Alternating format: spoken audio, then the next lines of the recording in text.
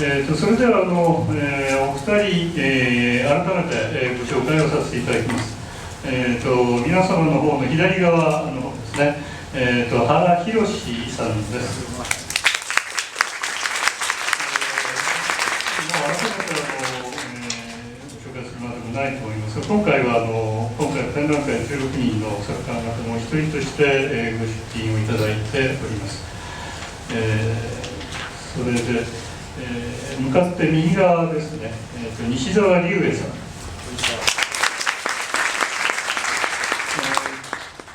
西田さんも改めてご説明するまでもないと思いますけれども、建築学大賞といろいろと受賞されていらっしゃいます。佐賀として、今日おいでになっております手島さんと一緒に建築のユニットをで、これまた大変な活躍をしていらっしゃる建築家です。今日はお二人にですね、今回の展覧会をきっかけにいろいろお話をしていただこうというふうに思っております。いや今日は打ち合わせをしないで来たんですね。それ意識的に僕はしてしたかったんですけど、西澤さんに。っていうのは話すことがね、今日はレジェンドっていうのが一つのテーマなので、僕はこの何人か全員じゃないけれども、レジェンドを語るというか、言葉で直接語る役割を僕は持ってるんじゃないかと今日お話しする機会にですね。それで、これも記録にきっと残るでしょうから、いろんな、みんな今亡くなった方もかなりいらっしゃるわけですけれども、丹下先生をはじめとしてですね、大変よく知っている人が多いものですから、そこら辺りを含めてそのお話ししようと。はい、展覧会を拝見して戦後史ってことだったんですけども、やっぱり一個一個面白く拝見したんですけども、やっぱりその歴史的な背景とか分かりづらいっていうことと、あとやっぱり対等に並んでるんで、いろいろ面白い住宅があるなっていうような感じになっちゃって、やはり一つ一つの戦後っていうものがどういうふうにだったかということも交えながら、先ほど控室で原さんにいろいろと面白い話をお聞きして、それを続けてお伺いできればと思います。先ほど原さんがおっしゃってたことで、今回の展覧会で面白いなと思うところが、丹下さんから始めたところが非常にそれまでも堀口捨美とか連続性はあったんですけど、あえて戦後史ということで丹下健三から始まっているところを原さんは注目されていて、まず丹下健三とあと地底ですか。はい。それについて。そうですね。はい。丹下健っていうのは、丹下さん先生はその授業で僕を教わってたんですけれども、4年の時にですね、卒論で丹下健入ったんですね。そしたらとにかく、卒論はいいから何しろ手伝いに来いっていうわけでですね、それは計算ね、なぜかというと博士論文を書いてて、丹下さんは。はい、それでうちでね、この写真にあるうちで、正常のうちで論文を書いているので、そこへ毎日通ってこいと、そういうことになりまして、私はですね、毎日通ったわけです。そういったもんですから、それでですね、僕は丹下健大学院は丹下健かというとそうじゃないんですね。それは内田健なんです。なぜかというと、都市高に非常に大きな流れなんですけれども、都市高に丹下先生で行くと、建築から都市高に行くと。でそれはそういう都市と建築というのは非常に関係しているんだけれども、やっぱり私はまず建築をやらなくちゃいけないんじゃないかということを考えてですね、都市高に行かなかったんですね。それでそれで行かなかったんですが、まあそういういきさつで、それから丹下県のねなんか系譜とかなんかっていろんな本最近出てるみたいだけども、はい、きっと僕は現れないと思うんですよ。それ非常になんていうのかな、だけどもまあ丹下先生はもう非常によく知ってるし、まあ時々お会いするとね、丹下先生はもう非常に勇気づけてくれるんだな、お前の作品がこうだっていろいろ言ってくれるんですね。で、そういうことでしたけれども、しかしですね、これにはいろいろ深いちょっと訳があってですね、まず丹下亭の話ですね。丹下亭の印象、それはね、僕は学生であったこともあると思うんですね。それからね、今ないっていうことがこのすごくその記憶のねの中で、非常に美化されているとは思うんだけども、おそらく僕が見た住宅の中で最も美しいと思うんですよ、谷先生の建物。本当にね、その美しいっていうのか、こうなんていうか日本的な美ですよね。だから桂のね、桂です先生の頭の中にある桂離宮で、桂離宮を意識して勝負しようと思ってるわけだね、きっと谷先生は。っていうのは、それはね深い理由があって、伝統論争というのを長い間続いてきた。日本の建築の中で、まあその論争の中で一番こうしっかりしてる人です。で、それが要するに丹下先生がもう弥生桂ですね。でそれに対して白井さんが住宅出してますが、白井先生は、彼はあれですね、縄文というのがあるんじゃないかということなど、それから川添さんが、そのまあ後ろに川添さんっていうのは大変いろんなそういうムーブメントをリードした人で、結局そのなんていうかな、その次に話をするね、ムーブメント自体が川添さんも関係してるんだけども、むしろ「新建築」という雑誌の中でいろいろ論争が続いたわけです。その中でだから今日出てる2つの作品はですね、住宅の作品は非常にこうなんていうか歴史的に位置づけられる、そういうつまり単に住宅があるっていうんじゃなしに、日本の建築界全体が目指している方法は一体何であるかっていうことを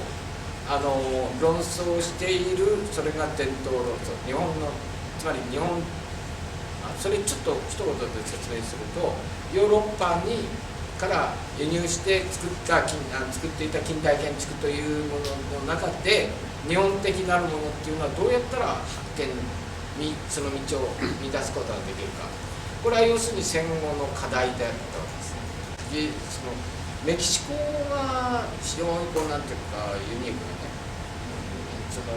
近代建築じゃないようなあそこのアステカの文化をこう継承したようなで、メキシコ大学で作るんですよね。それをきっかけとしてもういろんなことが筋は民族的などういうふうにするのかで、ヨーロッパはヨーロッパで自分たちがやればそれが民族的になるけれども、他のところはどうしたらいいのかっていうので、その日本って言ったらやっぱりこれはっていうので、丹下さんがこの問題を背負っていこうということでその路線を書くわけです。その時にその民主化なんかっていうのは問題だって言われれば言われるかもしれないけど、桂離宮が頭にあるわけ。いや理学的に言うと谷さんはどうしてもそのね、桂から逃れられないわけですよ。もう繊細な美しいそれをだから桂を意識して作ったそれじゃあ何を作ったかというと丹下先生はいろいろ作りましたよ。そういう中でまあ香川県庁舎なんていうんですよ。ちょうど僕らもね話してる時に僕らこう製図室でやってると隣で何か隣っていうか菅谷研究室なんだけども赤いドアの忠夫さんその向こうにその丹下さんたちがやってるわけそういう関係でいたからでまあ丹下先生のねまあ話に一つは入っていいと思う。あんまりやってると長くなっちゃうそれだけで終わる。丹下先生でちょっといろいろ理由があるっていうのはまあ私の丹下先生丹下亭っていうのはすごい綺麗なんですよ。もう信じられない。それで地震が来た時めちゃくちゃ入れるだから筋が一つも入ってないんだから謝罪が入ってるこう昔ながらのね都心基調入ってるけどねあれいやこっち方向なんて入ってなのかなもう全然そのないと大丈夫だよなもう揺れてねそれだと武さんばそうになってあれしておい見ろ大変な地震だとかって何にも対して揺れて地震じゃないんだけどもう揺れるんですよ。僕のうちもね今なんていうかこう立ってる女房はそこで今も寝てるけどそれやっぱりね柱だけだとめちゃくちゃ揺れるね壁入ってんだけどねやっぱり揺れるんですよ。それが地震計みたいなもんだねそれでまあそういうことで通ったんだけどその時にね要するに奥さんとお嬢さんって言って丹下さんはあんまり喋らないで僕は奥さんと話するそれいろんなこう話をしたい何かどうだとかなんだとかあなたはどういうふうだとかいや僕は丹下先生みたいになりたいとかねまあそんなようなこと言ってたんじゃないかと思うんだけどねいろんな話をこう奥さんとよく話してそれでねまあ話はそこで終わりなんだけどいやちょっとそれはね要するに僕はね柳田国の住宅をですね私はその奈良県の飯田市にで育ったもんだから生まれは川崎ですよ。でその美術館を作る美術博物館を作ったんですがその時に柳田さんのもう柳田国男は亡くなってもちろんいないけれども息子さんとその奥さんとで私がその松沢さんっていう松沢さんっていうその僕の先輩なんですが中高等学校その先生と2人にあれをもらいにその書斎をもらって僕が作った飯田の美術館にそれを持っていった改築した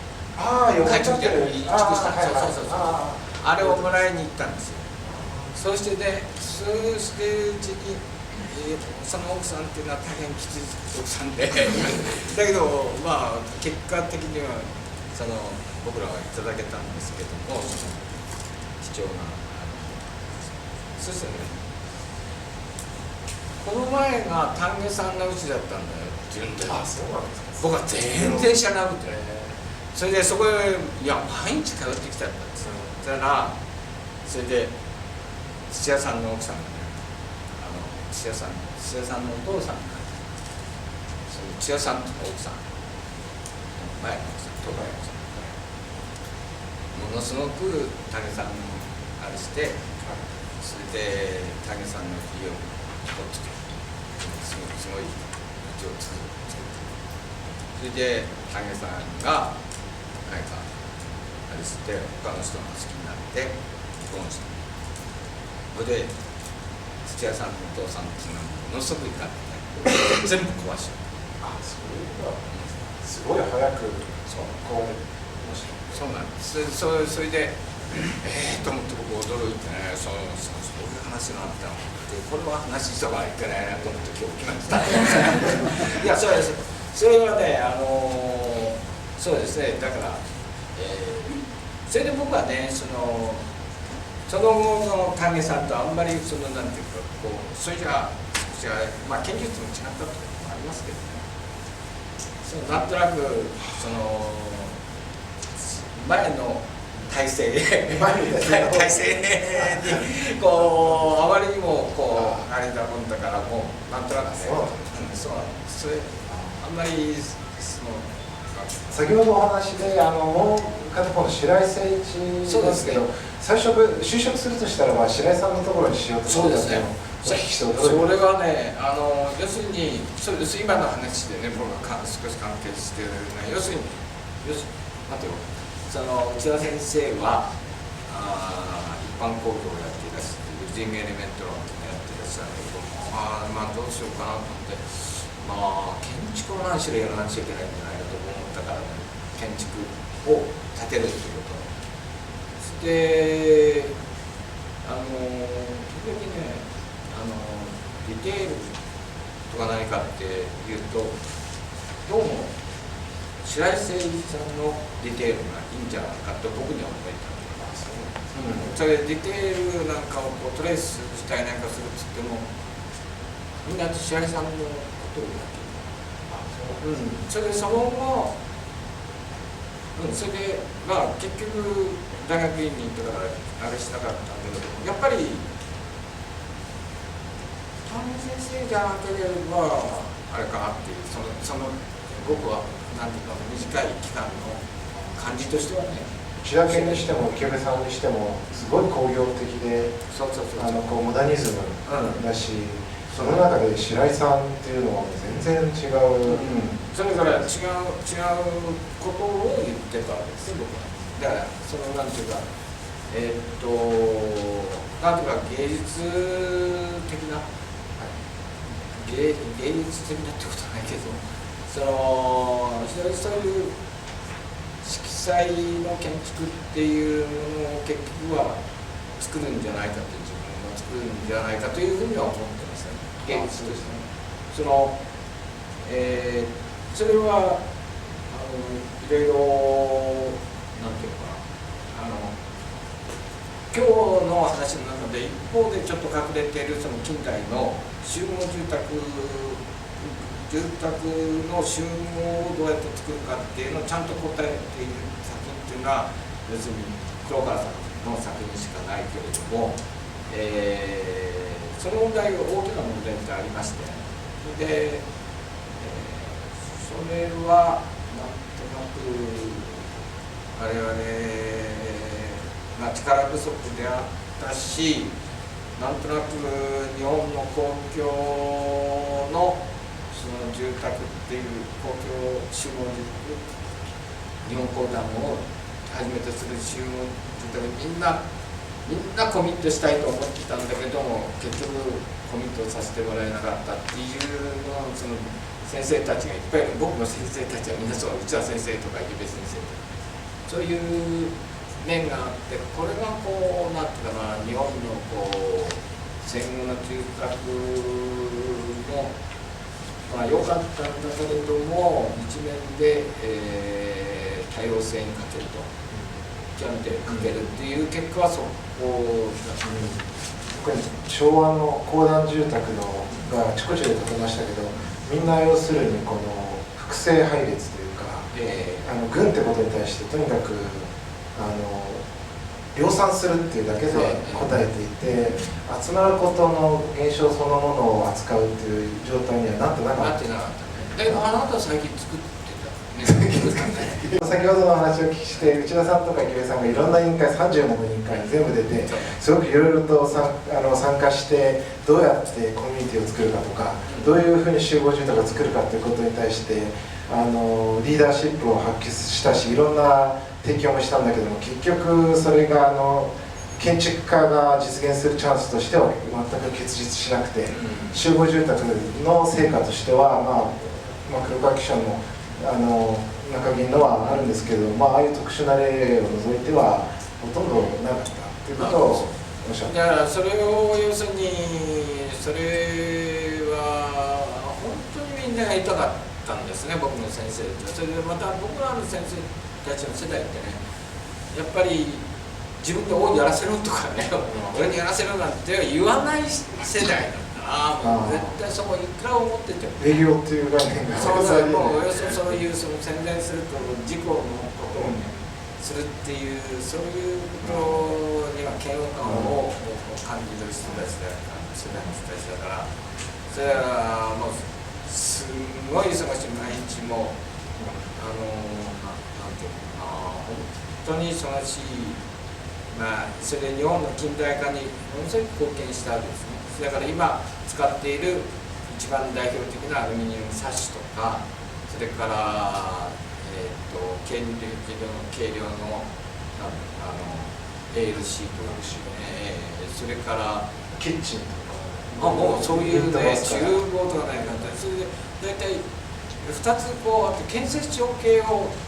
内田先生が担当しててそれで通産省系を池水先生がそして2人でもう何しろもう鳴り間もないいろいろで近代のそのいろんな近代化のとか何から何までも全部実から何まで作ってきたそういう過程があるんですね。だからそこは非常に欠けていてまあその対極のところにまあ白井さんっていうのがいたわけですね。その白井さんはねすごいその哲学的な人で医学的な人ですすごいですよやっぱりね人間としてもね大変先生に対してで縄文的だ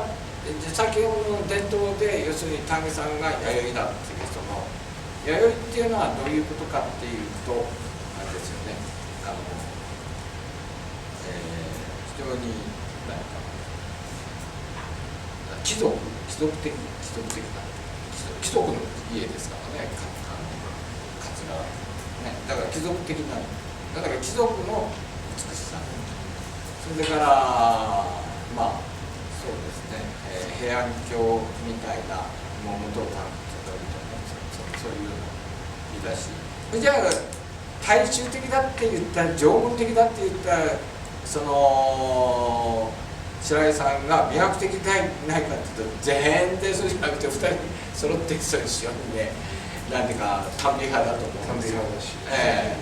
ただねただ全然違う白井さんはね何かこうトルソかないかさ石のねそれを買っても行ったんだけども外国に行ったけどもこれを見つけてすぐ帰ってきたんだとか言ってさもうだけどもこう見てみろって言うとかねそういうそのそういう人ですねそれからね毎日修練しててね習字がものすごいでしててこうその習字がこう貼ってあってね朝のとかまあ僕ら午後から行くのそれ午後行くとこう言ってもう好きなやつ持ってけとか言ってね僕はもう大事なやつをいくつももらったんだよそうやってるうちにみんなどっかに研究室に置いとくとね僕はいろんな人からもらったやつみんななくなっちゃうあれでみんなが克服してる人いるんじゃないかと思うんだけどねまあだけどもそうね確かに丹下健三の透明感とか力強い構成的な建築、力強さとかやっぱり弥生時代の高床式の建築のこう感じに対して白井さんのはこう暗くてまあホットテがって言ったらあれですホットテ住居って言ったらあれですけど白井さんが積水館でしたっけ静岡に作った芹沢圭介の美術館のやつ確か遺跡があったと思うんですけどそれが暗い感じでこう地面を掘って上に屋根だけかけたようなまあ原始的というかまあそれはまさに縄文だねでも今あんまり今の話をして面白いなと思うのは丹下健三の系譜っていうのは非常に力強いものとして残ってまたそういうああいうモダニズム理論っていうのも残ってるんですけども今あんまり弥生縄文っていう風な言説は今もうそんなにないし白井さんの影響っていうのも今はそんなにないような気がするんですけどそうですねまあ石崎さんもこう指摘してたけれども、要するに、要するに聖地好みっていう、そのマネーリズムっていう、そういうそのなんていうか好きなものを集めてっていう、そういうしてできる建築っていうか、そういうようなところは確かに否めないです。だけども建築は僕は大抵見て清水先生が見ましたけれども、いいですよね。そうですね。非常にこう僕はいいと思った。からすると白井さんに影響を受けて原さんが出てくるっていうのが驚きの、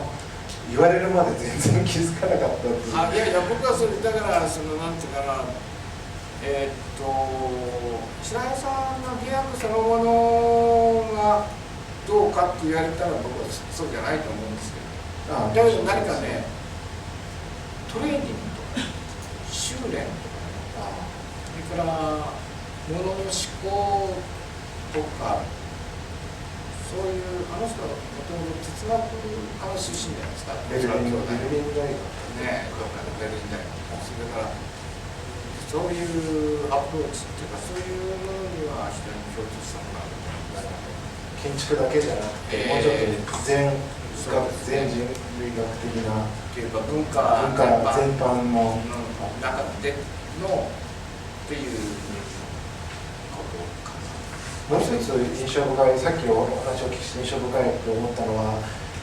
内田さんや池部さんという流れにありながら、清家さんが今丹下さんの横に清家さんの作品が出てあるので、実は僕は苦手だったんです。苦手ですよ。あんまりそれもどういうか、清家先生には何度もお会いしてるんだけどね。面白いです。いろいろそうね。だけどもそういうレジェンド的な話をできる人ではないです。ないですね。なんかさ、レジェンド的ななんかね、白井さんっていうのはなんかね、すぐね、なんかすごいみかんかなんかパーッと届いちゃう。そういう人なんですよ。僕が言ったりするとこなんかね、レジェンドな人。そういうね、すごい人なんですよね。それはみんな礼儀正しいっていうかさ、なんていうかな、礼儀正しいで、僕らが今とても真似できないけどね、いろいろ世話になった人がいたとしてもさ、若いその建築家でも学生でもなんかみかんのすごいみかんを食うかなんていうふうにはならないんだよ。だけどもさ、なんかそういうふうな昔原さんと話して印象深かったのが、丹下先生の時代は人のことを批評なんてしなかったっておっしゃって、村野さんにしても丹下さんにしても自分のものやることっていうのはやっぱ芸術家だし、人のことをとにかくっていうのは別の職業であって自分のことをやるもんだ。それが野口世代以降人のことをいろいろ野口世代以降とかわかんないですけど、今はもうみんななんだかんだ言うやろですけど、昔はそんなんじゃなかったんで。そうですね。僕もそうですね。大体基本的に人の悪口言ってこない。大体言わないと思うんですよ。しかし特に記録で残すなんていうのは絶対悪口言ってたりしても全部削っちゃう。そういうふうな世代だね。篠原さんがね、篠原さんはたまたまなんか桑沢っていうデザイン研究所っていうところで、東工大にいらっしゃるんだけども、講義してて、僕もそこでアルバイトがないと言ってて、しょっちゅう会ってよくしてたんです、篠原さん。で、篠原先生と内田先生とは同じとして勉強会してっていうグループを作って、それでその前に増沢さんというのがいて、増沢さんという方は僕はあんまり個人的にあれなんだけどもね、僕はね、増沢さんの建物体験見てますよ。コンクリート打ち合わせのね、最後の頃。それを内田先生と見たことが多かったと思うんだけれども、あれですね、新宿にね、風月堂っていう喫茶店がありまして、それはこうねプランがものすごく明快で、2階があって吹き抜けなんですよ。こうセクションでこうなっててここだけ2階がついててこう上がってるでそれはねもう、クラシックファンのメッカだったんですね。だからそこはもうだからなんていうかなみんな上京してきたら必ず一度はそこへ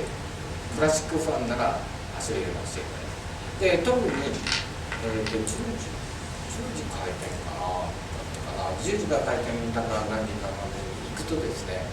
コーヒーが普通は50円なのが30円になったのかな、ほんでもうみんな学生たちが僕らはそれ30円の時に入るんですね。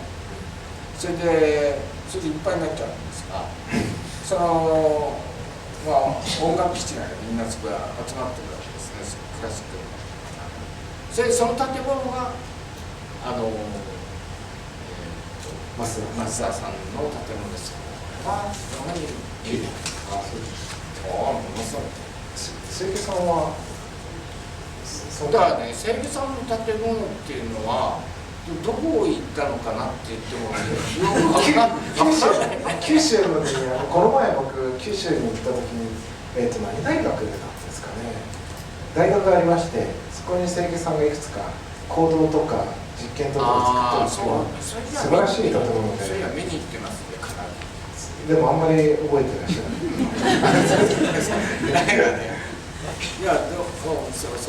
ちょっと苦手困ったなというのはそうですね。磯崎さんは話してもしょうがないくらい僕は話してるわけですね。磯崎さんに全部教わったんですっていうのは教わったっていうのは大学院の時に、勉強会をやっておりまして磯崎さんの世代と我々の世代で、教わったんですね。それでねその時に北毛さんと、黒川さんが世の中に出てるすでに。それでね磯崎さんがイライラしてるわけですよ。イライラしてるってことはないけどさ、同じ世代でも全然あれではないこう北毛さんなんかもう本当飛ぶ鳥より落とすよ。僕はその北木さんのですね、東公演が出た時なんかに、かなり長い論文を真剣に作りまして北木聖君に残っている残っているっていうのは今書いた数人ですけれども、残ってるんですね。だから、北木さんのところが非常に僕よく知っておりましてただね、面白いのは要するにその北木さんと黒川さん僕よりも2つ上なんだけどもうスターなんですよ。そのスターだしだから磯崎さんはね、そのもうずっと建物なくって作ってなくて自分で北木さんも黒川さんも学生時代からもうスターだった。そうですね。だから僕ら研究してていろいろ話すると菊竹は今回の展覧会じゃないけどマキさんっていうのがすごいマキさんはうちらアメリカから帰ってくるぞとかね、そういう話で前非常にしてたけどもその大分図書館できてみるとねこれはやっぱりすごいんじゃないかっていうのが磯崎さんが登場してくるわけですよね。だけども建築家っていうのは学生に言うのに要するに少し我慢してれば必ずチャンスだ東さんはね東さんですね。東さんは僕はねやっぱり東さんのタワーっていうのは本当にいい建物だとそれだし建築士の中でも重要ですよ。それでやっぱりああいうそのなんていうかな建築っていうのはなんか奇跡的なもんじゃない非常にシンボリックじゃないですか確かなので。でそういう意味から言うと小さいけれどもすごいしそれでね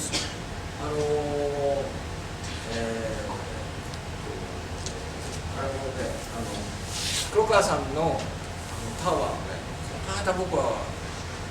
浜離宮へ行ってまあ、ありますね、します。それでその浜離宮でですね見たある角度私すごく魅力的に見えたの周りがものすごいこう高いわけよ。その中でこう立ってるからねすごく可愛らしい。確かにそうですね。それで何か印象がすごく良くなったんじゃないかと思う。確かにそれはそうです。今のスケールの中に出てきてねこうなんとか本来黒川さんが持ってたようなスケールが出たんじゃないかなっていうふうに思いますじゃあね。